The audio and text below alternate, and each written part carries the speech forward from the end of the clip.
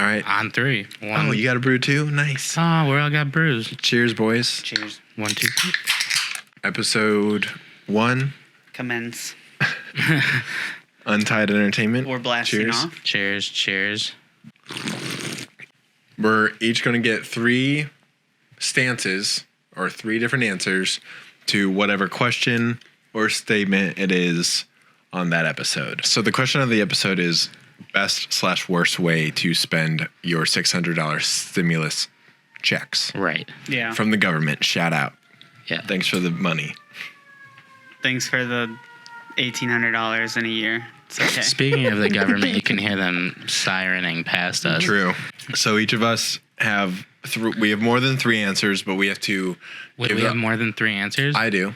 Okay. We're supposed. Do you have more than 3 answers? I could come up with it. So I can come up with. It might not be good, but I have more than 3 answers because we're going to give our top 3 answers, and then the rest are just for kicks. Right. All right. So. but huge disclaimer for anyone that's listening to this: fuck you if you think that we should say save it or pay off debt. All right.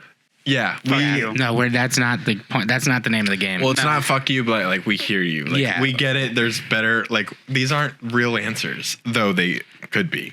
Yeah. You can They're my definitely. real You can do whatever the hell you They're want with happening. your own money. Yeah. It's your money, man. Live your life. All right. Well, with that being said, I think we have the rules established. So first place is just going to get bragging rights. Second place, you're not first. First loser. Yeah. Good to go. Yeah. Third, I think last every single time should have some sort of punishment. Right. Some sort of. Yeah. We can come up with it. Yeah. We'll every figure time. that out. Yeah. Let's figure it out right now. All right. So we're talking about $600. We're talking about money. We're talking about Embarrassment. yeah. Torture. So in my head, and I was like at first we should go easy on each other, but I think Right out for the this gate. for this first loss, one of us has to go on a street corner and play some kind of musical instrument until you're given $6. All right. $6. It could literally happen in the first 10 minutes. Do you not remember us hacky sacking on the corner? Yes. For an hour? Yes. You know, made but we you didn't know have that a, we we got didn't have a avoided. bucket or anything. We got avoided. We got a real avoided. But all right, no, because Can we cut to that time lapse? I have that one instrument. You have a guitar. We Do you play any instruments? I have a guitar. So I think I could get $6 pretty quick. All right. Well, what other punishment? What other ideas? Unless who has a drum set? We could set up a full ass drum set on the corner. Nobody has it. I have a drum set. Jefferson, a harmonica. Oh, yeah. On the street corner. I think we could get $6. With a Especially harmonica. like a Friday night Wrigleyville. Yeah. Or You Saturday. wouldn't even have to be any good. You'd just be like, Friday night when the bars. The harmonica? Yeah. Whenever the bars do close, we'd go out around that time of closing when everybody's drunk. and we'll either get $6 or stabbed. Winner gets bragging rights. Second place is the first loser, and third place has to go on a street corner. We're obviously going to document it and play their instrument until they're given $6 by the public, not Some family sort of or friends. Some sort of instrument. Yes, it can literally be a pail drum and 2 sticks, like whatever you want. Jackson, you're youngest. Maybe you go, I'll go, you go. Do you want to go one at a time and circle through, or do you want to just give all 3? One at a time. All right. So top of my list is Elon Musk's flamethrower You son of a... and literally my the third overpriced fire extinguisher that they sell with it. All adds up to $600. Literally, look at my laptop. I don't want Look to. at the first So now we're line. Dude, I knew it. Literally, it says Elon Musk flamethrower. Okay. You guys are so basic. No, that's... That was mine too. I'm okay with you saying that because... Because you have extra. all right, I'm going next, All right, go ahead. so I don't get another one stolen. Okay. Are you ready? I am. I'm ready. It is 3:04 Sunday, January 10th, as we are recording this. The Bears play literally in 35 minutes. With your $600, you can take that money. You can put it on the Bears to win the Super Bowl. Never doing it. You can 600 gone. You can put it on the Bears to win the Super Bowl at plus 10,000, which if they do, you have $6 million. Oof. Okay. Don't worry about taxes. They're not real. That is like my biggest thing. I wish I understood sports betting way more than I can help you. Yeah. Alright, I my dad's also always need it. dad's always like over under and I'm always like, what are you saying? See, your dad is Michael. For you, yeah. It's like, yeah. He just walks around. I'm Sonny in the show. Yeah. Sonny. Whatever. I mean, Sonny in the show is your full name. yes. It's on his birth certificate, I checked. Yeah. I mean, you could be a millionaire if Mitch Trubisky turns into Jesus Christ and Michael Jordan at the same time. Well, since the Bears are going to lose this game, and that doesn't matter, my number one pick, not number one of my picks. Yeah. You ready for it? Yes. For a mere $600, which is a possible punishment for the loser if we want to add it in the mix, you can buy a book titled. Are you ready? I know what it is. A $600 book. Okay. No. Okay. You can buy 21 copies of How to Live with a Huge Penis. That's a great book. Oh, you own it. No, that's just a great title of a book is what I meant. But All right, so hear me out. Loser passes out that book. on the street corner while playing an instrument. Yeah? If it's a harmonica, we could get one of those things that We could- holds the we could harmonica in trade- place as your We could trade books for tips, and that'll be the book. How much are they? $1 each. You just got to sell 6 No, of them. No, they're not $1 No, each. they're $29 each. That's the only thing. I don't want to buy a $30. Like, how many we're going to have to buy if we're going to pass it out? Okay, fair enough. Right, yeah. Still funny. Still And- very funny. How to Live with a Huge Penis. You need this. You could buy... Hey, man, I know you need this on the street corner. Just like... just hum, Harmonica. Yeah. This is our first score. All right, so you go again, Tyler. All right, me next. That's your name. Now, I calculated it out for the first one. This one, first, let me explain how I found my list. I put cool things for under $600 on Amazon. Mm-hmm. Next up on the list is a putting green and putter, but tiny enough so you can play it on the toilet. Oh. That's nice. That's worth $600. It's worth $15. And then with all of your practice at home, you could buy real golf clubs with the rest of your money. Wow. Once you feel comfortable enough getting out on the green. Let me get this right. You have $600 to spend. And what comes to your head is a $15 Practice range. shitter putter. Yeah. I really want to up my golf game. I tried it last summer. Shout If out, it came Dad. with a little chipper, I would be like, yeah, I could practice chipping and putting. Yeah, while so I'm where am on I the most shitter. comfortable? The shitter at my house. All It's right? also when you're the Be most real. vulnerable. So It's true. All right. So your golf game is worth the shit. We're starting at home and bringing it to the world. Okay. I guess I'll go. That was great. Your answer and mine are a little different.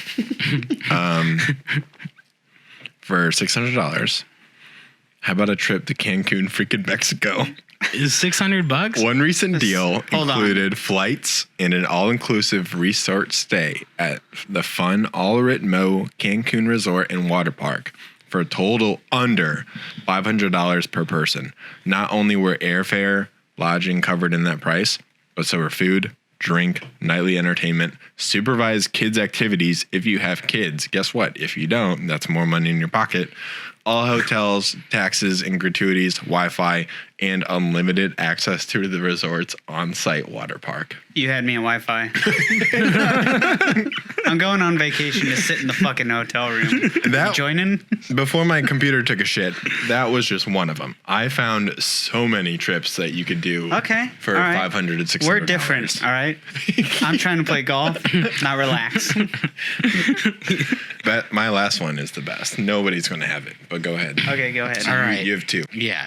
So for number 2 on mine, I had the Oculus Quest 2 with the complete advanced all-in-one virtual reality 256 gigabyte gaming headset. It's a family VR video bundle I was with going to say. 4 AA rechargeable batteries and a charger accessory set. And that is at $589, but with taxes and shipping, it puts you at a roughly $600. So for those that don't understand video games, can you explain it to them? Yeah, like they're a life third grader? sucks, and this thing puts you in one that you can create from scratch. This is the best way to describe it. You basically put it on, and you can like create a It's boundary. virtual reality? Yeah, it's a VR headset. Okay. And then you put it on, and you can like create the boundary of the however much space you have. So like. As soon as you stick your head out of that space, you can see it turns on the camera on the front of it. You can see outside of it. It is like Have you done VR? I have. We might need the live stream VR. that would be so cool. I might the actually thing. buy like just VR a bunch of us looking dumb as hell. Like Yeah, that'd be Ready Player One. basically Ready Player One Ready is what Player it One is. is what we're trying to accomplish in the real world. Right. What? You've never seen You're Ready Player One? uncultured. Come on, man. No. It's one of the best Have you movies read of the our book? generation. Oh, it's a movie? Shout out Bookworms. Oh no. Shout out. I no. I've read like 3 books this year. Oh, really? Dude, it's like January 10th. He's like, I'm a Last speed reader. year. Sorry. It's like, that's really good. I try to forget. It's like, I was so proud. All right, so All right. VR gaming. Headset with all the accessories, the full package bundle deal for your family and everyone. So That's cool. that $600 stimulus check. Look Yeah, at that. that's You cool. can create I a would take whole that new right now. life for $600. I would take that right now. Yeah, you never got to leave your house again as long as you're cool with like not eating. But All right. for my number 3, I had a personal chef for roughly 2 months Dreams. in Chicago. What? That is Chicago pricing for 2 months. It was like anywhere from $300 to $350. So roughly 2 months. month? It's yeah. So 3. There's yeah. no way. Yep. You can get a personal chef We're doing it. for for 30 days. Okay, so 330. I literally- You probably have to also pay for the food on top of that. Okay. But you can pay for him to just come chill with you Okay. for 2 months. You're like, please don't cook. Please I just hang thought- out. With Yeah, just play Xbox. I'm Grab a lonely. controller, jump on in. I thought the food leave the was batteries included. out of it. Yeah, you're playing. Yeah, come on, jump on Well, in. because my brother got a personal chef for his girlfriend for a birthday present, and What? all the food was included, Oh, so yeah, maybe it is. and it was so good. Is your But- brother single? He's not. Oh. So yeah, so Shout that out was my Bruno. number 3 was that. Are you guys ready for me to bring the house down? Oh, God. How about the greatest month of your life? Chicago Cubs versus the St. Louis Cardinals, July 10th, day game. Listen, let me finish.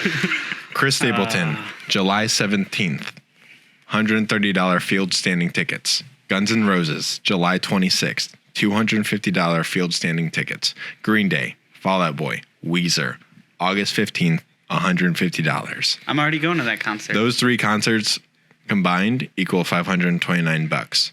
You can absolutely find a ticket to a Cardinals Cubs game for under $70 and go. So that is my final Maybe in answer. St. Louis. Oh yeah, P.S. All those are happening at Wrigley Field. Oh, So yeah, that's another thing because it's our backyard. yeah. So it's for that month. You get 5 different concerts in a baseball game for $600. It's not bad. A Saturday day game too. That's fine. Like That's cool. the game to go. So to. like that's priced for Chicago. Hey, you know that Mm-hmm. that was pretty much my summer last year, and COVID happened. So COVID, I hardly know her. if you thought that was bringing down the house, let me tell you what will bring down the house. Shout out couples. Couples, shout You out. ready? Yeah. Well, no, not I mean, really. not really, but Listen. I'm with Michael. on Listen. this For couples. We'll do Oh, a broken. yeah. We'll do a broken Sorry, heart. guys. You guys could do it together. one. Yeah. Couples. Okay. We'll do a Broken Hearts podcast for Valentine's Day, and just won't include him. Yeah. Fuck you. This is the only thing we do without Tyler. Sorry, man. You're loved. All right, right. go ahead. Even though this is your 4th. This is my 3rd. I went twice and then passed, and it hasn't made me back. Gotcha. All right. My final item. $250. So that means you can buy 2 of them. Would include a Nerf Elite Titan CS50 toy blaster. Please explain that. You ready? Yes. That's a fully motorized 50 dart drum spinning barrel minigun Oh. from Nerf. Can you blow it up? Can you put it bigger on the screen? Yeah, look at this thing. Look at that thing. Oh, no, I've seen that thing. Yeah, no, but like I wanted to see it again. You This could thing have is 2 of them. We could have 2 of them. All right, that's fights. That's fights. You have an worse. argument? Bring out the Nerf fucking minigun. Yeah. Speaking of money, you know who's probably really good with it? Who?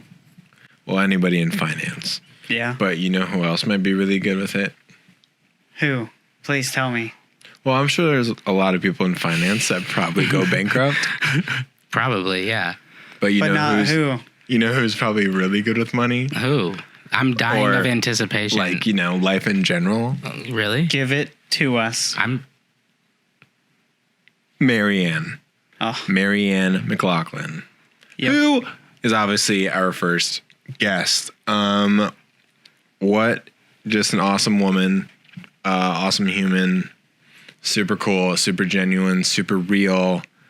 Check. Her resume is incredible. She's incredible. Can't say it enough. Yeah. she's amazing. She's from Peoria. Shout out. Because us Peorians rock. Okay. Yeah, great. Thank you. Yeah. Moving on. Do you want an applause? Yes. Anyways, we'll clap for Mary Ann because she is the shit. We hope you guys enjoy Mary Ann's interview. Yeah, it's super cool, super informative. She's just an amazing, kick-ass person on this world. We're incredibly grateful for the time that she gave us because she did not have to give us as much time as she did. Yeah, you guys got anything to add? I just feel like there were a lot of takeaways that I had, and like since then, like have just been trying to like think more in that mindset that she's just such a winner. So you're trying to be a winner? Right. More of a winner? Yeah. Yeah, but she has that winner mindset. So I think that's a great thing that anyone can take away from this podcast. So if you want to be a winner, yeah, just tune in. Just think like Mary Ann. If you are a loser, I guess you can skip our first episode. Don't listen. All right, y'all. That's not what I meant. Enjoy the interview. I mean it. Later. Peace out. Cool.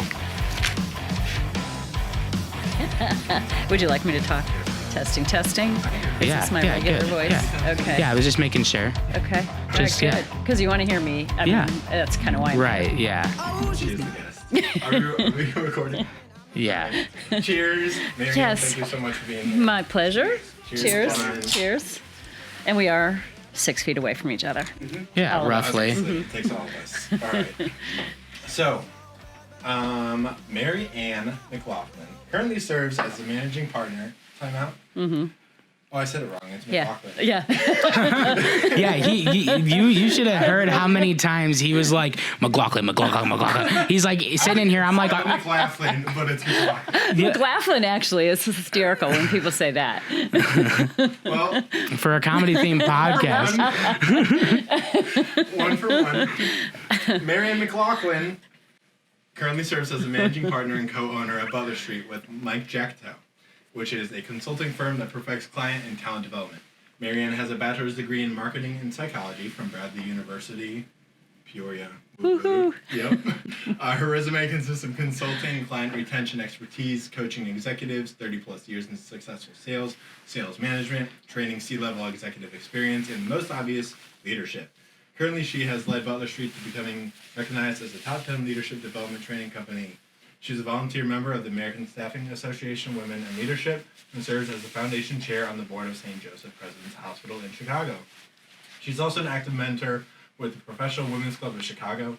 Outside of being an absolute kick-ass businesswoman and volunteer, she runs, which has resulted in 4 marathons and several triathlons. She is currently setting her goals on qualifying for the Boston Marathon. She's a mother of 2, a sister, a wife, but above all else, she will need your thoughts and prayers because she's agreed to be our very first guest. So, Mary Ann. Ouch. You're right, yeah. Thank you so much for coming on to the show. My pleasure. Okay, so I just have to say, you now went public with my Boston Marathon goal. Right, yeah. So no going, Thanks. no going back. Yeah, we really locked you into that one. Well, my brother told me that. Yeah. I had gone semi-public. Now it's total public. So Well, technically, this is a recording, so it's not public yet. fair. So to start, I want to go back to Bradley. Okay. In Old Peoria. Are you born and raised from Peoria? I am born and raised in Peoria. Okay. Yes. You see this koozie I have? I have Jimmy's Bar koozie. I know the Cruisins. Yes. Oh yeah. So fresh into college, did you have an idea of where you wanted to go career-wise? Kind of take me back to like your mentality of going into college, because like everybody has their own reason to go or not to go. So like kind of take us back there and what your mentality was. Okay, this might surprise you. My mentality as a senior in high school was to get married and have babies. Wow. I had no desire to go to college. I went to Manual High School, so you're probably familiar with Manual. Yeah. Manual has about 5% of the students that go on to some higher education. So it was like not a thing. It was home ec and wood shop and that kind of stuff. And I had a long-term boyfriend, and that's just kind of what I thought my next step was going to be. And one of my teachers and counselors said, no, you're going to college. Oh, wow. Yes. So they kind of forced you. They did. They said, what are you thinking here? Because I was in the advanced classes, and my brother, just as a side note, we can talk about him later, is a rocket scientist. Wow. Who's just a year older than me. Yeah, literally. That's he's brilliant. Wow. So I have a tiny bit of those genes, so kind of like, it's in the family. So they were, you have Tim, the rocket scientist, and then me, who's like, I'm just going to get married. Mm-hmm. So that didn't compute with most people. So my counselor, who I'm forever indebted to, was a Bradley supporter. And he said, here's the deal. I can get you some financial aid at Bradley University. Give it a semester. And I loved it. Right. Like every single second of it. Yes, I did break up with my hometown boyfriend about a month into school. And that was my mentality. So you were kind of brought into this whole new world, and did you kind of figure out that it's like, wow, I can actually make something of myself instead of just kicking back and having kids?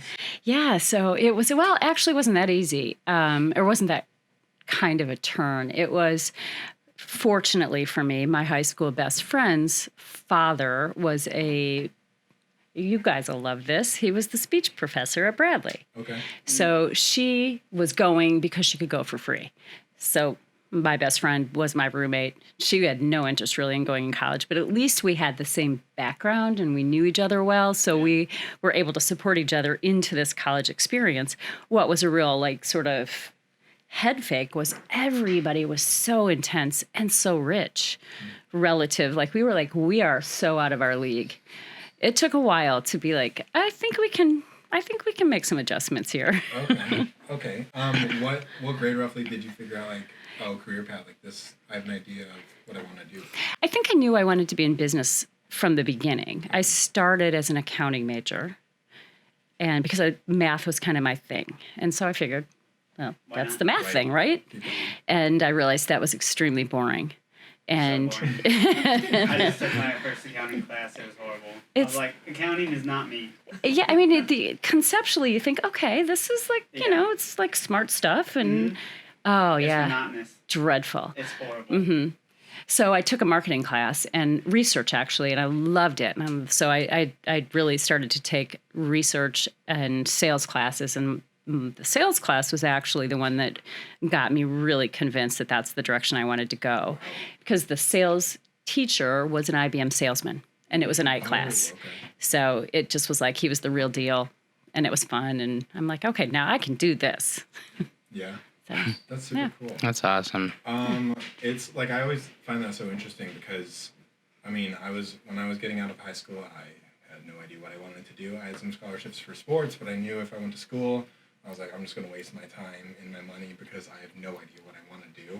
So And I was so jealous of everybody in my class that was like, yeah, I'm going to be this. Like, I'm going to do this. And then I was like, I don't have an answer for you. I have zero idea. So the different routes people take is very interesting to me. But I also don't think like college should be so forced as it is right now. Go ahead. I'm completely with you. I have to back you up a second and say, you feel like everybody had their act together. It's so not true. It's so not true. Like, everybody thinks everybody else has their act together. So that's one thing. But I completely agree with you. And I suspect that with COVID, this whole like college being the path and this way to go, it has to change. Virtual school sucks. I agree completely. It sucks. Can I interject real quick? So, yeah, that's why you guys gave me a mic, so I can interject. I will agree because I have a very similar like story as where people were like, "What do you want to do for college?" While I was going through high school, I'd be meeting with counselors. I'd be like, sort of deal, and it just kind of was like, I don't really see any benefit in it because I'd been working every summer with my dad in marketing. Exactly. So I was like, oh, it kind of feels like a waste to go learn marketing.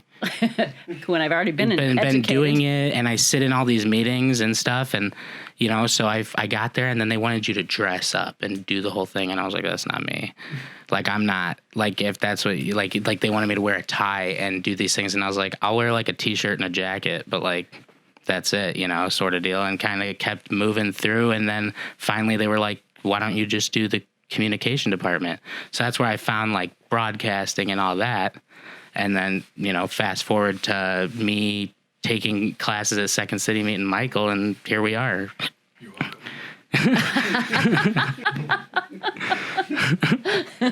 And you're still in school. I am still in school. I'm at DePaul. Okay. Blue Devils. I actually met Michael on accident. That happens a lot, from what I understand. By extreme accident. We were on the way up to ship out to basic training, and his driver got a flat tire or something. Yeah, or went in a ditch, and so we had to cram into his car. I love that. Yeah, I was like so pumped. I was like, "Sweet, we're gonna get this started." And my driver's like, "We have to go an hour out of the way." I was like, "For what?" And then, for me. Yeah, for that's him. crazy. Yep. But then, like, fast forward our story. We had the same hotel room in Chicago to ship out to BMT. Like, we sat next to each other on the flight. We were put into the same military flight, and then that was like 8.5 weeks. Yeah. And then we were shipped to the same tech school in Virginia Beach. And then for our first station, he got to go to California, and I got to go to Wyoming. Anyway, that sounds like fate was like trying to keep you guys no, and you guys would like split up for a minute and then be put back together. We did road trip, and then fate was like, you guys probably had enough of each other. That's Wyoming, right. California. All right, enough about us. We suck. So your career. What was your first job out of college? So as I went through like my last couple of years in college, I really wanted to focus in on sports marketing. Mm-hmm. So I like that kid that like gym was my favorite class. I get that, right? Yeah. Recess and gym, my favorite class. I hear you. So absolutely. Yeah, I mean, I think that's cool when kids say that. I do. Anyway, I thought that would be a really cool thing to go into, not realizing that there were very few jobs back then in sports marketing. But the Civic Center was opening that year, and the Peoria, now Rivermen, prior were called Prancers. I don't know if you know that. I'm so glad they changed it. Yes, the Peoria Prancers, and it was a reindeer logo. Oh. Yes. So they were just coming to Peoria. It's a new sport. They needed a marketing person. Voila. No way, you got it? Yeah. Oh, so I was like the public relations, and I am using air quotes here, salesperson, marketing person for this hockey organization that was a farm league of the Calgary Flames. So it was really an interesting time. It was like a startup, but you had the Calgary players would come down, right, and or their farm leagues, so they have some of these kids that were really going to be good and were being well taken care of by the parent companies, and then just the scrappy kids that wanted to play. And everybody in Peoria was kind of angry about the Civic Center because there was this tax that they didn't get to vote on, and hockey. So I'm going literally door to door trying to sell program advertising and group tickets and things like that. But I had the best time. It was kind of that good crosswalk between college and real life. Yeah. You know? Getting to put the skills to test. Yes. And it was really like 80 parties a year because there were 80 games a year. Oh, wow. It was like after the games, everybody went out, like our team with the hockey teams and the groupies. And so it was another big party. And then, yeah, it was. It was a great job. They made no money. They were going bankrupt. And I think I nearly went down with the ship. So then I moved to a real job. I got a job with Standard Register, which is a printing company in sales. And I only took the job to get out of Peoria. I'm like, I've got to find an opportunity to get somewhere bigger. And this is a national company. They have offices everywhere. And so truly my goal was to just do a couple years there. And I was there for 20 years. I mean, I really loved it. Mm-hmm. Wow. Yeah. That's remarkable. Yeah. For the record, I would put it out there that like level A, double A, triple A, like whatever sport is almost better than going to the real stuff because beer's cheaper and well, I mean the tickets are cheaper and it's so fun. So fun. Some of my best like childhood memories, my dad taking us to Riverman games and he's like, "Eat what do you want?" Right. It was great. So I will tell you, you guys will appreciate this. It was kind of like everybody was a utility player there. Yeah. So at one point we had, gosh, I can't even remember the guy's name, but he was like the son of a famous sports announcer from Milwaukee. Oh, okay. And he did the games on the radio.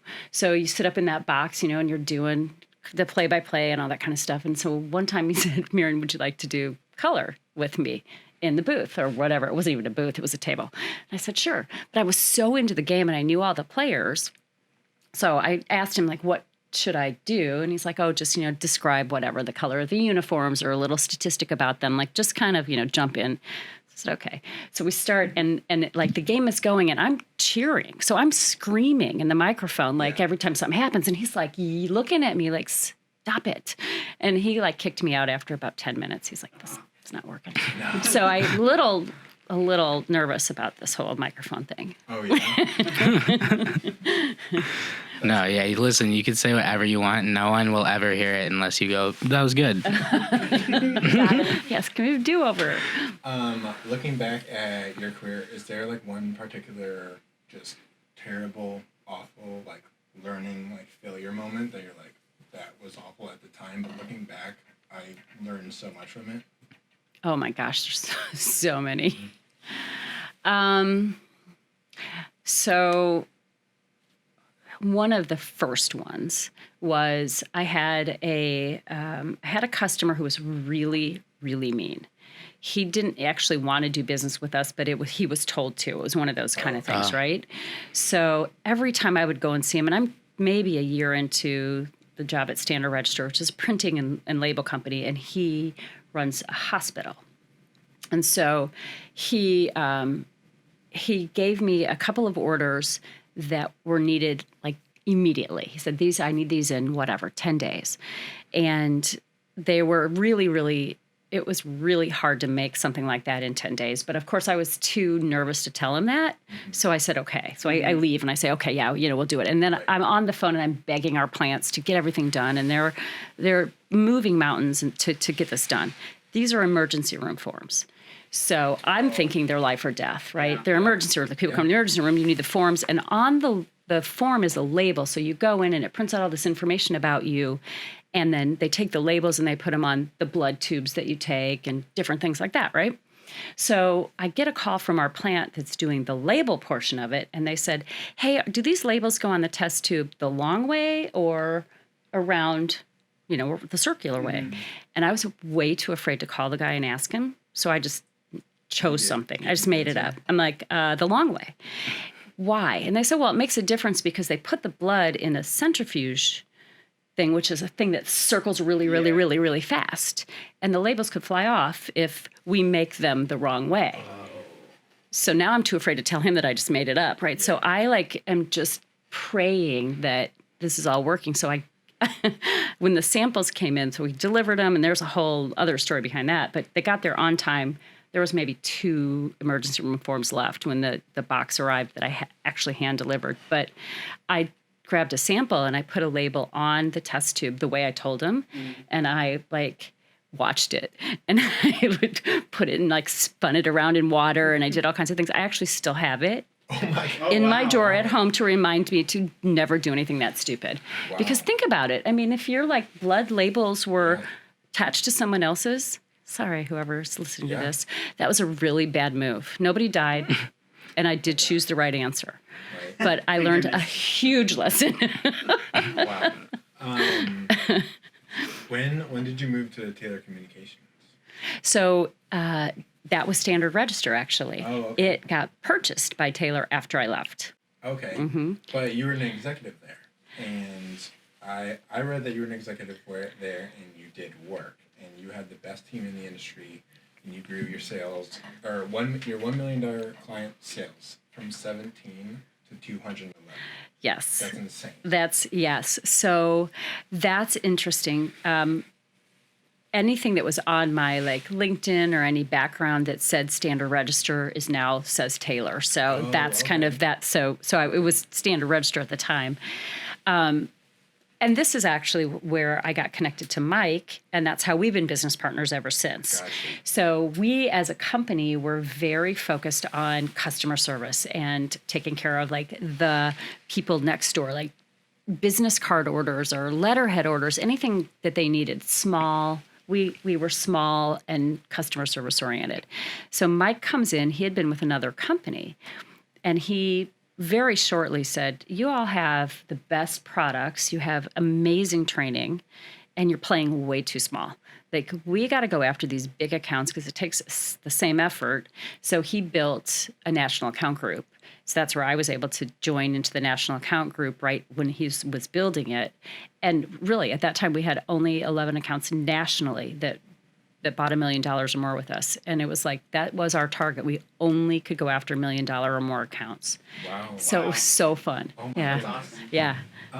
So obviously with that success, you have to work as a team, obviously. Mm-hmm. So with that team in mind, what, pretty much in your opinion, what make or breaks a team pursuing one common goal? Oh, that's a tough one.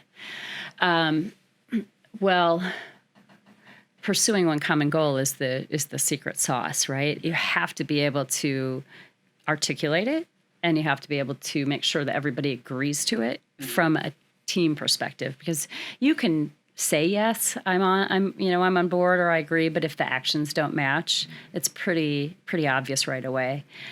So I think that's the most important thing is, do we all know where we're going? Do we have a North Star, and are we willing to work as a team to get there? Right. So without that, I think it's hard no matter where you are, no matter how big or small the team is. You probably have heard the 4 cornerstones of success a few times from your brother. Yeah. So that to me really sums everything up. The 4 cornerstones start with the first 2 are get your mind right. It's attitude and personal accountability. And if you don't have the right attitude, and if you're not willing to take personal accountability for your failures or for what you said you were going to do or your role on the team, then everything breaks down. And then, so that's just about getting your mind in the right place, and then you get your actions right. So perseverance, which we all know how that feels, right? And habit. And that's probably the hardest is getting the consistency. Yeah, getting the right habits and getting rid of the bad habits. Mm-hmm. And that takes a team to be able to call people out to say, dude, How much does ego actually affect the business world? She's like, how much time? How long? I was gonna say, on a scale of what to what? Because looking at the business world, it seems pretty obvious that, hey, and especially sales, hey, we want you to sell, or we want to sell this. Will you buy it? Yes or no? But it's just interesting how one person with a hot head, or they're just too full of themselves, can take it all away. Mm-hmm. I can't say how much does ego affect it, because I think ego affects everything, right? No, I agree. But I do hope, and I'm kind of switching the direction here just a tiny bit, because I've been thinking about this a lot from a COVID perspective. The ego leadership, the ego behaviors and that kind of thing that may have worked pre-COVID can't work now, because people have to be much more, they have to communicate in a different way, right? You're not ever really together from a work perspective. So if you're a hothead, or if you're not good at speaking your true feelings and getting it out there, you're going to suffer. And people are really uncomfortable with that, myself included. It's just not the way, you haven't been like super emotional about conversations, and vulnerability has been sort of swept under the rug in business. And now it's like the price of success. So I think the ego piece of it, I believe, will be more under control than it maybe has been in the past.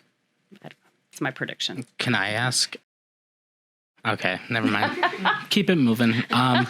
So what do you think between authenticity and vulnerability? Like, how do you think that those play hand in hand, or do you not think they do? Oh, I think they completely do. Yeah, absolutely. They're almost the same thing. Because if you truly are your authentic self, then you're going to not be worried about being vulnerable in a situation where you may not know, or you may have made a mistake, or whatever it might be. Right. And just even, again, it kind of goes back to the vulnerability piece probably pulls in the feelings a little bit more. Like, are you okay? Because in my head, I always made the connection of, like, authenticity is kind of what you said, where vulnerability was kind of swept under the rug. It's like the vulnerability without the emotions for business. You know what I mean? Like, it's kind of like they made a new thing. They're like, we made a new word, so we don't got to worry about it. We're just going to be authentic. Yeah, it's authentic. Yeah, the word's authentic instead of vulnerable. Yeah, they have to be together, or you're really not being authentic. That's a good point. Yeah, it'll be interesting. I don't know. Did any of you grow up with dads who were like the strong, silent type? Oh yeah. No, I mean, my dad was pretty obvious about how he was feeling. Right? Yeah, my dad's he's got a temper a little bit sometimes. I'm not saying that about mine. but like just the fact that, like, my dad will, like, he's very. I think that's where I learned authenticity from, is from my father, and not that he's a hothead, because like he's just no, he's not. He's so cool, but he's like he's very. Direct. Like, this is how I feel. You know what I mean? And I'm always just like, whoa, calm down, man.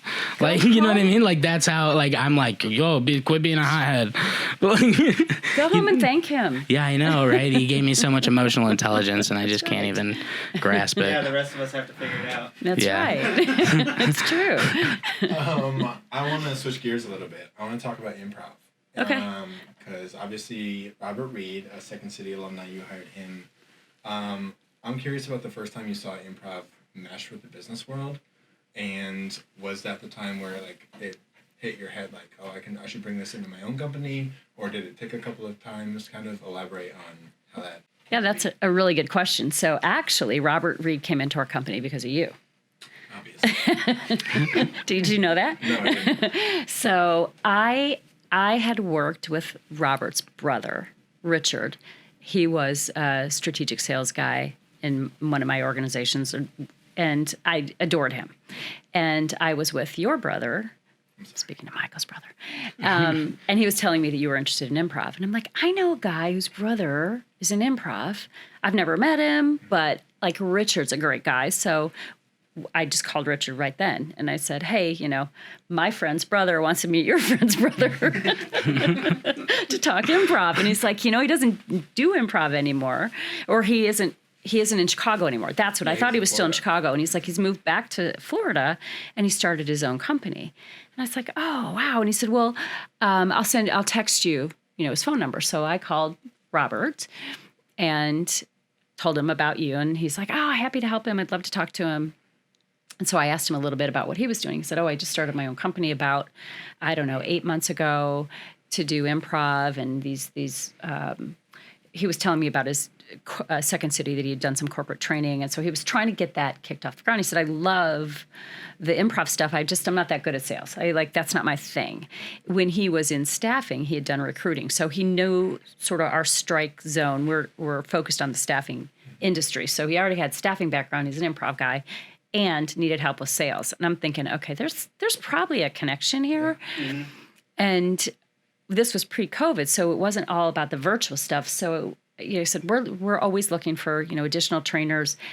And I didn't know whether or not the improv would fit at that point in terms of into what we did, but I thought it'd be a nice add-on. So he's like, I'm in. Like, let's have a conversation. So he came to one of our live training sessions, and afterward he said, you guys are funny. Like, you have funny things in there. Like, the part of the training really is enjoyable. I think that I could add a few improv exercises and really it would fit well and not take away from the content. And so I just picked up the book Yes and started to really understand. You got it. Yeah. Yes. And I had seen a Harvard Business Review article about leadership training and how many people were using improv. And so I was like, all right, let's do this. Let's build it in. And it's been so great. So great for our training. With the customers or maybe just your overall employees, what's the biggest difference you see improv bring out of people from the business world? Yeah, so I think from the folks that are being trained, they are much faster to be open. Because you know how it takes a while to warm an audience up and to get them to speak, and we're giving them new skills and then asking them to practice a voicemail, practice being in front of a customer and, getting an objection. And so he very quickly adds some things in the very front part of the training to make people vulnerable and laugh and be okay with just messing up. Right. And so that really did help a lot of just give that comfort to people to be able to do it, but still keep the tension high enough that they're learning, So that from a learner perspective was great. The customers, I think also it's just different. It's so unique. People go to sales training and leadership training and all kinds of training, and you don't get that kind of enjoyment. It's not, it's just absolutely so different. The leadership classes I've taken are like, all right, everybody sit down in this auditorium. We're going to click through this PowerPoint. Yeah, it's horrible. I'm very interested in this because I know improv people. I don't do it myself. And then I'm very interested in the business world. So hearing it sounds very interesting. I'm intrigued. Have you ever done Tony Robbins? I've done his virtual comeback challenge. Oh, okay. Yes. So I got a chance we did it like a team building thing through the company. And it was out in Schaumburg. It was one of the coolest things. And you're so pumped up and you're and it was the fire walk and they were getting you pumped up for 12 hours. It's just like dancing to music and you're what? And they're you can do whatever you want. They're you just gotta take it. And I'm I'm gonna take it. And it was just insane. And you're and then I just remember getting to the fire walk and I'm sitting there the whole time this is gonna be awesome. I'm gonna walk on fire. It's gonna be great. And then I get to the front of the line and they're you're next. And I'm I don't remember how to walk on the fire. And I'm I don't even remember them brushing over that. You know what I mean? They were just you got this. And they were gave you no steps. And then I was all right. And I looked at the guy in front of me. I'm oh, it can't be that hard. So I just looked up and was thinking about cold things. Cause that's what they told you. They're say cool moss and walk across. And I was okay. So I did it. And I was oh my God, my feet didn't catch on fire. This was super cool. I feel empowered. I was who knows what I can accomplish next? But I've been in those, and I've also been in leadership ones where they're but still with that one, it was just pumping you up. It was giving you the confidence. Walking on fire sounds way better. It really because you're not so it's a cool thing. It's expensive, but it's definitely worth it to get in that mindset. But it was just it was mind blowing. But I mean, also I've been in ones that are like, you should be a leader. Click. It's kind of insane that we'd rather walk on fire than look at Sit in an auditorium.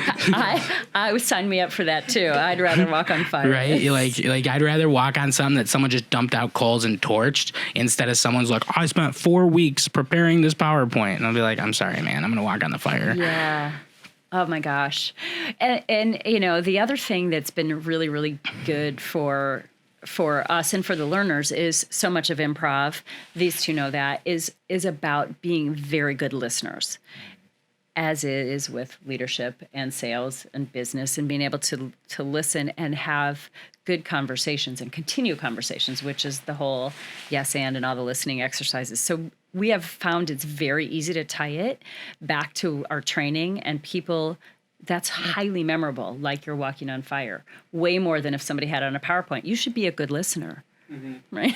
Yeah. It's a part of effective communication, which obviously is a point of sales. If you can't talk to and connect to the people you're trying to bring in, I mean, you're going to fail instantly. That's right. That's right. And with sales and improv, I have to imagine that it kind of not necessarily got rid of the old-fashioned call scripts, you know, like you picture the call center with a giant book for every scenario. Yes. But I feel like with improv, like, because I started, making sales calls at a company, and it was like, here's a script, here's this. And I was like, okay. And then I was like, but people don't want to talk to someone reading from a piece of paper. So interesting you said that. So we're big fans of scripts. Okay. But no, this is good. No, I was curious. Comes up all the time because people, here's what I would ask you. What's a movie that made you cry? Marley and Me. That was a script. Right. Right? Yeah. But it was so well known in the person who was saying it that they were able to put their own spin on it and add emotion and things like that. So if you're going to have a script, don't read it. Right. Know it. So that's the kind of thing, like, what we don't want our salespeople to do, or anyone that has to be in a situation that you can prepare for, is to use their brain power thinking about what they should say. Right. You want to use your brain power thinking about what this relationship is, and am I communicating effectively, and how are they receiving it, instead of what words should I come up with. So that's why we want the script portion of it. Yeah, and like the short little stint I did spend in sales, I realized people wanted to talk more when I was focused more on like, how can I help you? Like, what can I get you from this exchange, as opposed to like, you should pay me money and I'll get commission. You know what I mean? Like, it's a terrible way to start off a call. I'll give you that. It really is, but you'd be shocked at how many people do. Not exactly those words, but Bush might as well. Do you know that's our motto? Solve your customers' problems, you'll solve your own. Yeah. So just like try to figure out what their problems are, give them something, and they'll give you the business. Yeah. So, yeah, but every single training class, you have people that are like, oh, no, scripts. That comes up all the time. And my thought was, with Robert, from an improv perspective, that he would be the antithesis of a script. Right. He is probably more like, I need to know exactly what this is about and the words that are going to happen and what I need to say than anybody. And I'm like, wait a minute, that doesn't compute. You're an improv guy. But it's the same concept, right? You know what you're trying to accomplish, and you practice that a lot before you actually go live. Well, in those scripts, like one of my biggest takeaways from improv and a writing class I did, obviously, is that like you can't rewrite something. Like you can rewrite something an infinite amount of times. Like it can pretty much always get better. Like there is a chance of like overwriting, I guess. But it's like when it comes to putting like creativity on paper, it's people. I mean, I'm guilty myself. I would put something down and I'm like, oh, this is amazing, and then I show it to my teacher and he's just like, no, it's not. You know why? Because like it can do this. You could say this and this and that and this and that. So it's interesting that because I understand why he was so hard on like I need to understand every part of the picture so that way he can maximize it to like its limit. Exactly. So I get it. Yeah. I 100% get what he's saying. Yep. I just want to add one more thing. go ahead. So for me personally, he has given me permission to be sillier. Yeah. And I really appreciate that, because that just is like, oh, I wait. think everybody needs Yeah. I think Yeah. life Everybody could stand to have more of that. Right. Yeah. And I think even in business that would have to play a better, because I would, like I am personally tired of getting on a call and being like, hi. You know what I mean? Exactly. Like silliness is got to go hand in hand with the authenticity and the vulnerability that we were talking about. Like it's, you know what I mean? It's all encompassed in that, where you got to it just helps break that down. It's probably even better in sales, right? Yeah, it is. Yeah. And it's certainly better in training. So it's, and who doesn't love to laugh? Right. Yeah. My brother's going to kill me for this, but that reminded me of, he took me to a junior board meeting for, I don't know, one of the things he does. And we were sitting in this conference room, and people were filing in, and it was just, the small conversations were driving me nuts because they felt so forced. And I was like, can someone just Have some yell, fun? scream, something? And, it felt like robots were walking in, but they were all around his age, so it's not like it was a crazy age difference or anything. And I was just like right there, I was like, yeah, I made the correct choice of not going into the business world. Because the small combos are just, I can't. Well, That's a true talent. it is a true talent. But I will say, I've been exposed to the board. I don't know if it is. Was it actually being held in the hospital corporate office? No, it wasn't the hospital. It was downtown in the workspace, I think. Okay, because they're very buttoned down. It was for the hospital. Okay. Staff. And he was like, yeah, I want you to come to it. You can learn from it. And I was like, I didn't learn anything. People are robots. That's why. I was waiting for someone's batteries to fall out. Exactly. It's like, oh, those are my 9 volts. So through your entire life, I'm curious, what does Mary Ann think her biggest talents are, and what is something you're just awful at? What is something I what? Or completely awful at that you should, a person in your position should be better at, or what's the most useless talent you have? Oh, wow. It doesn't have to be business, it can be anything. We're bringing up honesty. Yes.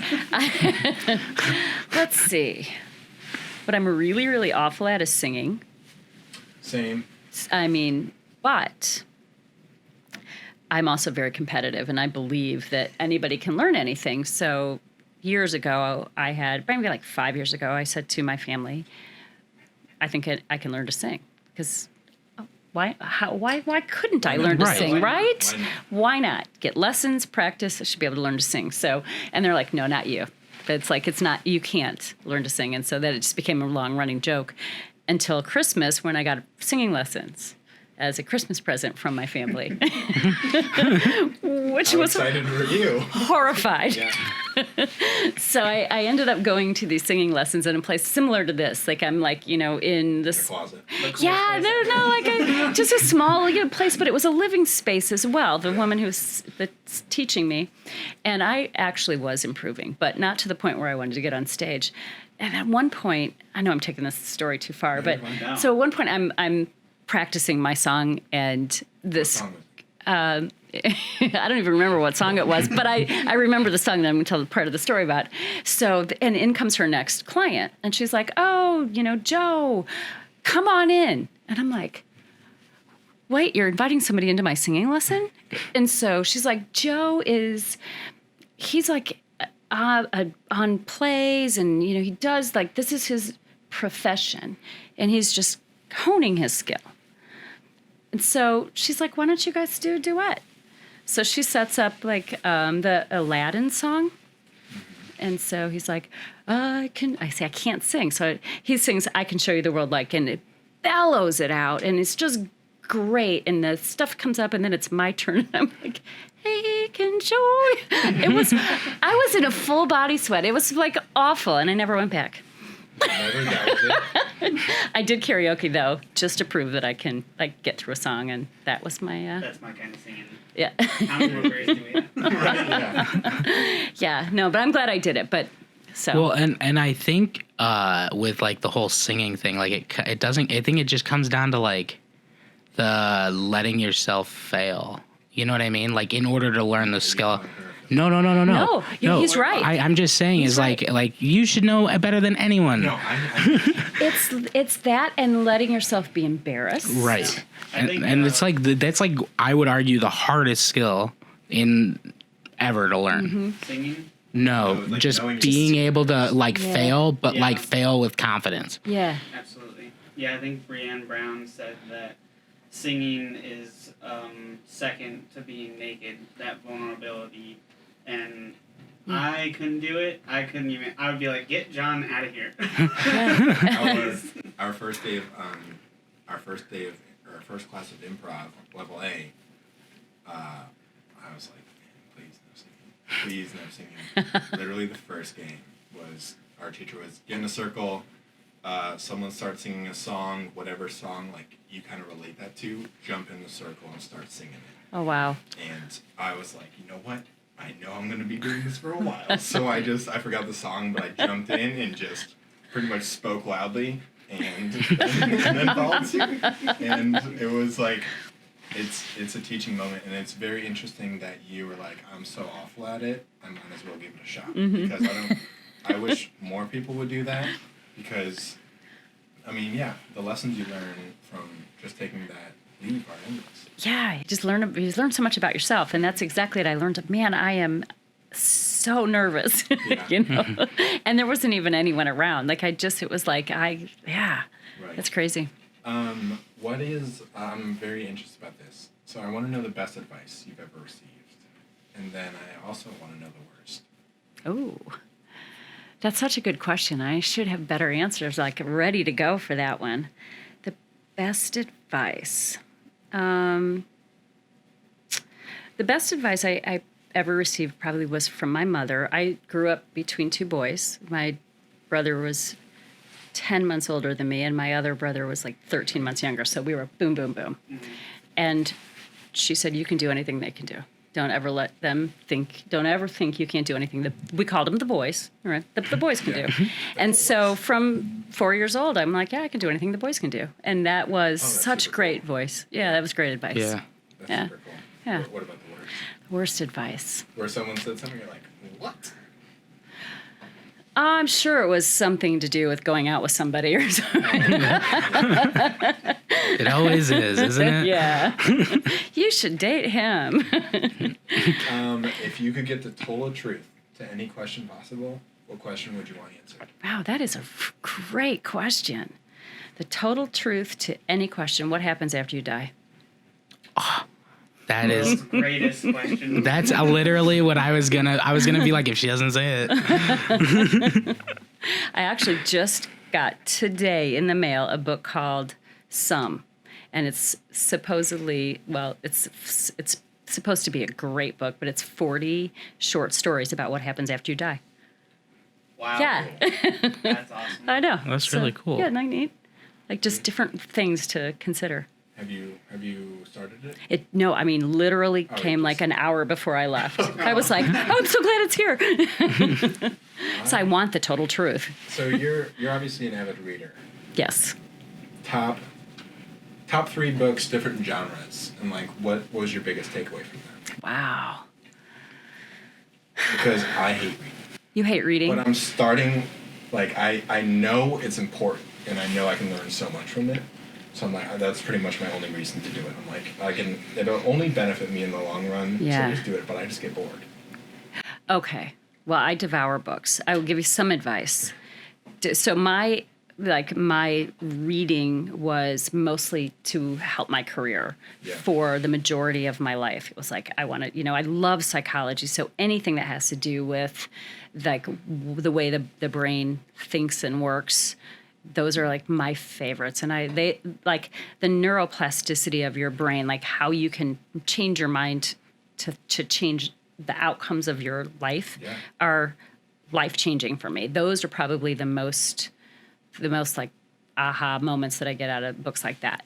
But what I didn't do until maybe about 10 years ago was read just random books, like novels and throwaway like beach books. I never did that because I felt like, oh, I gotta read books to make me smarter. And those are the best books ever because they're stories. They're not boring, but they give you some really interesting perspectives and language, like words you don't normally use. You know, they don't talk about, let's take that offline. They don't say things that they say in business, right? Yeah. They're just different phrases. And I'll find myself reading books and I'm like, well, that's a cool way to say that. You know, just I've never heard anybody sort of phrase something that way. And I don't know. So I know I'm not answering your question about specific books. I just so many. Boring was a bad word, but I mean, I guess it's true in my opinion, obviously. But I was reading Tim Ferriss's Tools of Titans. Yes. And I love it because he pretty much tells you, don't read this like a book. Like, read it for the only people you're interested in, and stuff like that. And so I'm reading it, and then all of a sudden I'm like, I want to, like, actually remember what I'm reading. So I go and get some sticky notes. So, like, in my Tools of Titans, I just pretty much write down, like, whoever I'm reading, like, my biggest takeaway from it. Oh, that's really smart. Then if I'm, like, dealt with a scenario in life that one of those refers to, I'm like, what did this person do? Do it. So perfect. I love the way Tim Ferriss has put that stuff together because it's like huge cliff notes. Yeah, I would agree that I'm not super like I'm not super going in like I'm gonna go read. Like I can read That is a great statement to make. Yeah. This is good. But I always like you said, I always veer more towards like the novels and the things like that. I didn't necessarily get into the ones that were gonna help benefit. Like if someone recommends it to me, but I've never gone out and been like, I need to learn a skill. Let me find a book. I'm always like, let me find a YouTube video or a podcast or like something that'll tell me, or like an article, you know, like WikiHow is great, you know, but I mean, not for everything, but. Well, I think you learn things differently. Like you remember things differently when you read them versus when you hear them or when you watch them. So I think it just depends on where you feel like the most relaxed, probably, to take in the learning. Right. Are you a hands-on learner, or can you read something and it's in there? I'm a reader and take notes. Okay. Now there are some things that like stick with you. Like you read it and you're like, wow, that like I've got that. But no, I actually I'm a big fan of listening to like Brene Brown's podcast and then picking up the book, or Entree Leadership and then picking up the book. So listening to the person talk about what their story was, and then I'm like, I want more. So it's kind of a second hit.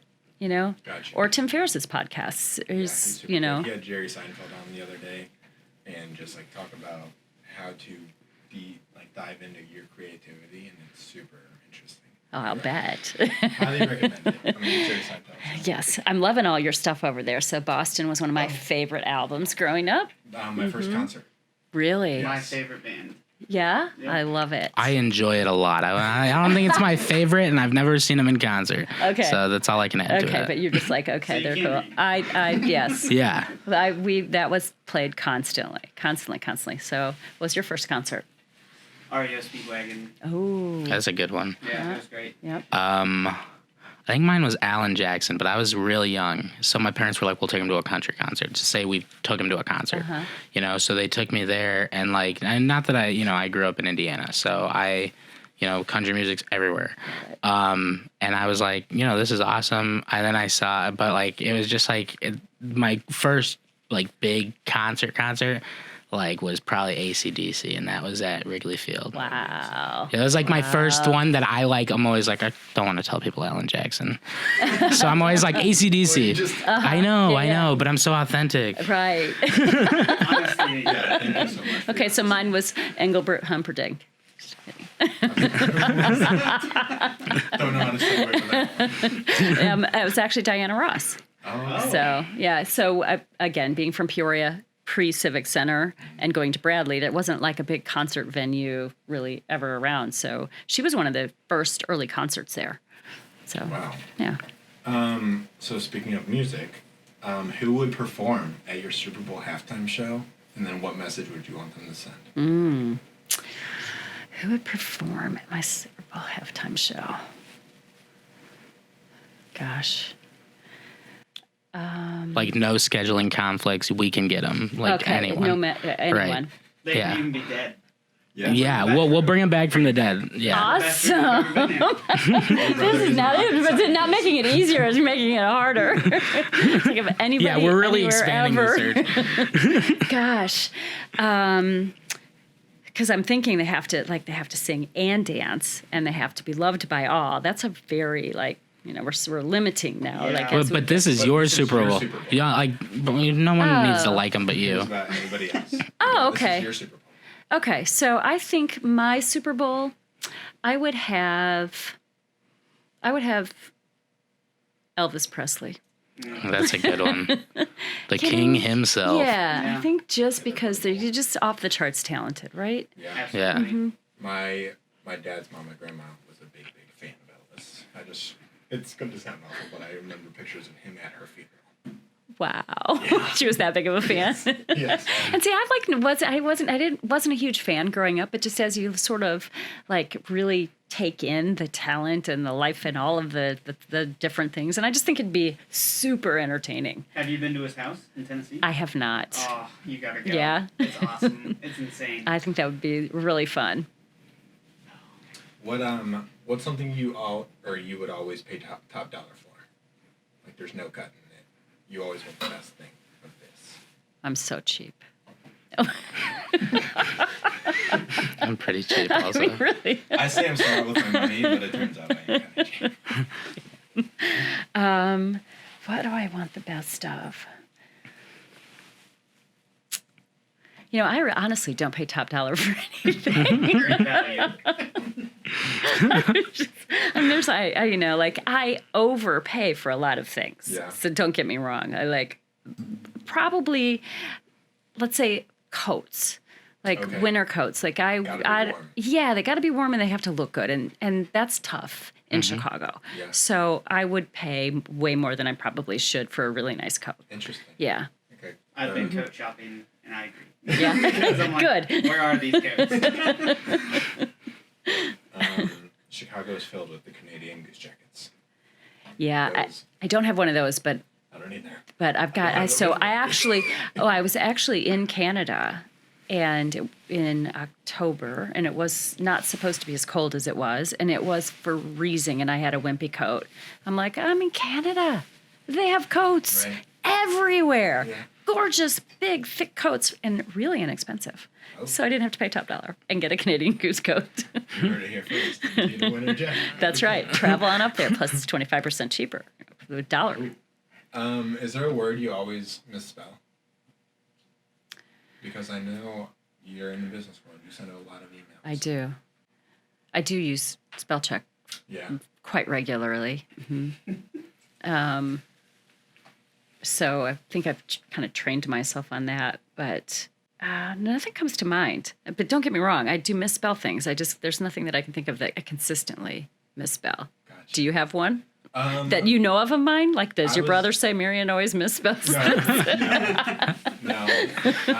Because he's looking at me like, you got one, and I know what it is. I was just curious because, like, a woman from, like, just so much that you've done and how much, typing, writing, whatever, I was like, I wonder if there's one word that she would just never figure out. Yeah, so I think I used to misspell separate a lot. Oh, okay. Yes. And so my neighbor is a former teacher, librarian, and she has all these little tricks, and she was telling my daughter, she's like, oh, you should remember things like, with separate, there's an A before the R and an A after the R. And so I'm like, note to self. Got it. So I didn't misspell it after that. So things like that. Going back to your job, so you've been in sales pretty much the whole time throughout your career.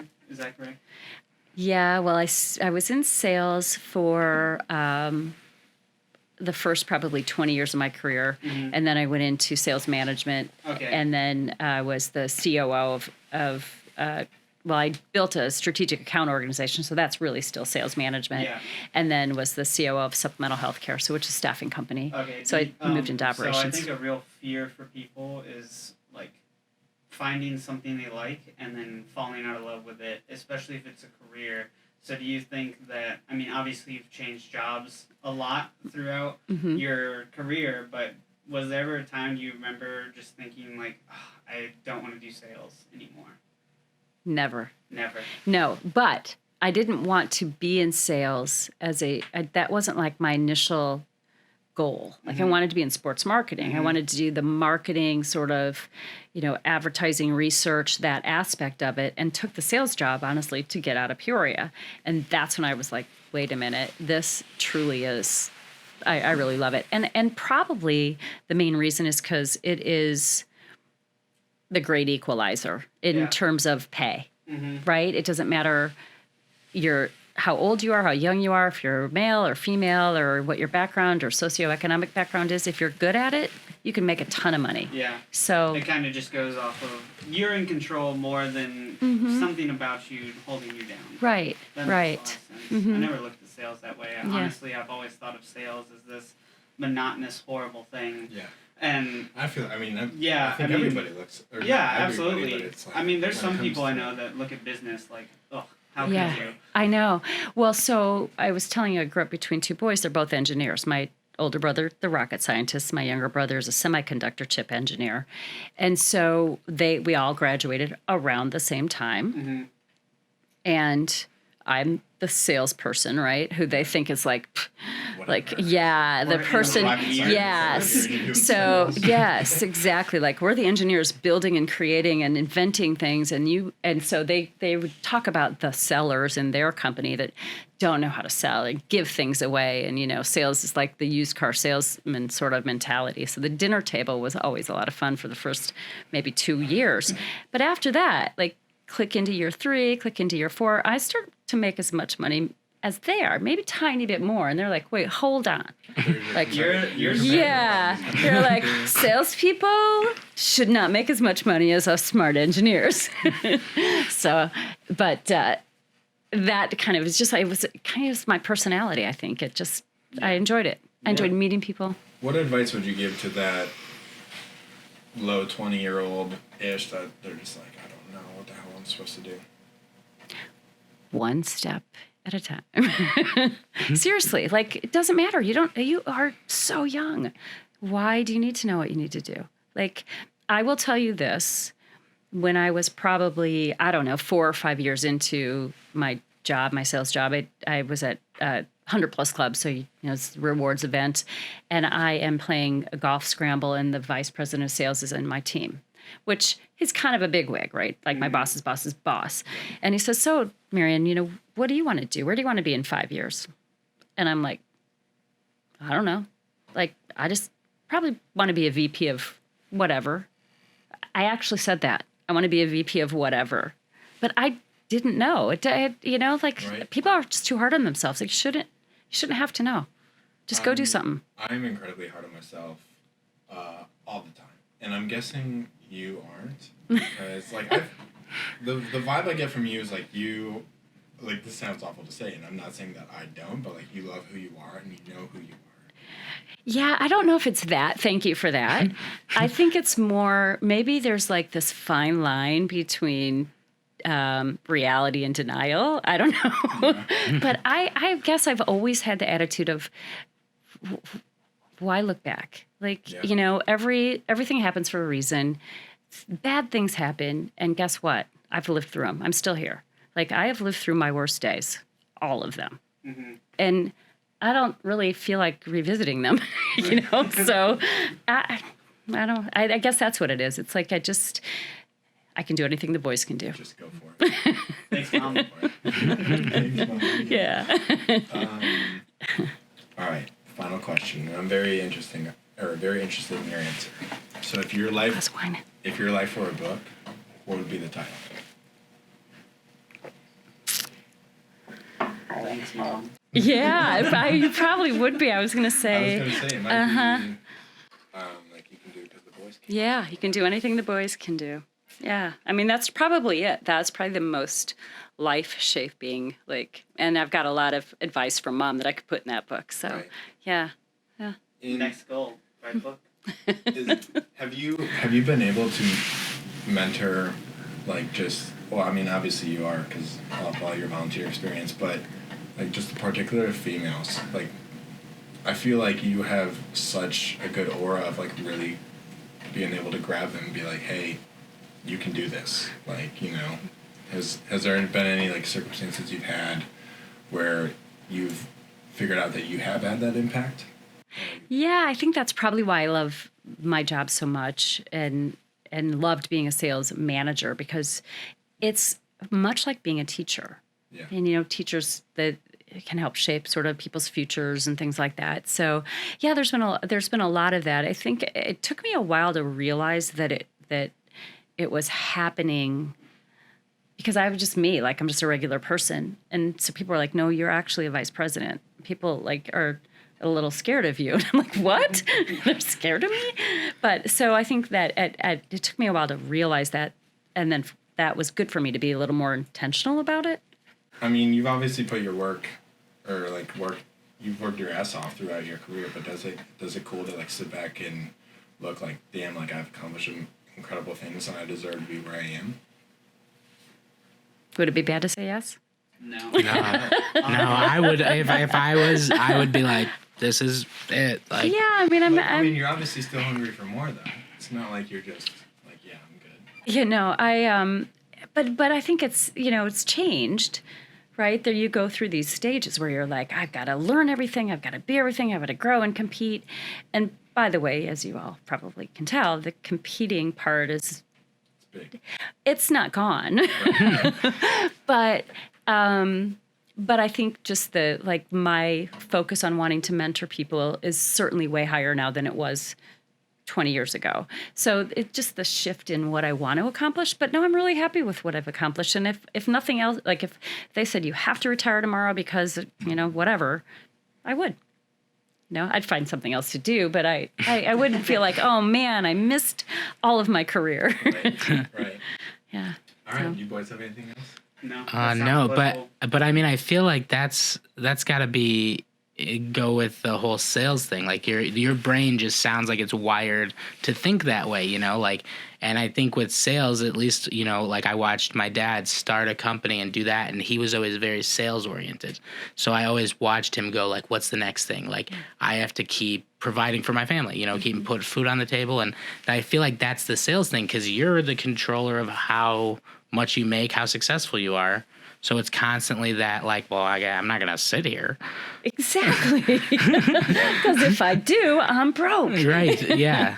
Yeah. Well, I'm surprised you guys didn't ask anything about the COVID business in the COVID world. Oh. Because on your blogs, you talk about it. Yeah. And I also feel like because I know you guys have obviously had to adjust with COVID and everything, but it's like I'm tired of it. No, it's not. I mean, I'm tired of it. Who isn't? And I just think like people are like that. Those answers are out there if they want to search for them. And so I think it's on if those people are looking for those answers, they can get them. So I just wanted to reach in on you as Mary Ann and kind of figure out how you deal with adversity and stuff like that through your life. Got it. But all right. Thank you so much for coming on. My pleasure. Real quick, what? Is there anywhere that you want to anything you want to promote while you're here? Oh, you mean no? That's okay. Do you have a book out that you want to send people to? Do you? You should write a book if you haven't. I just assumed you had the way you carry yourself. I'm like, she's an author. Yeah, no, it's on my list. That's one of those things that I'm like, I got to get to this. It's on my list, yeah. Right. Yeah. So, yeah. Yeah, no, thanks. I just wanted to make sure. I appreciate that. Yeah. Yep, all good. Awesome. All right.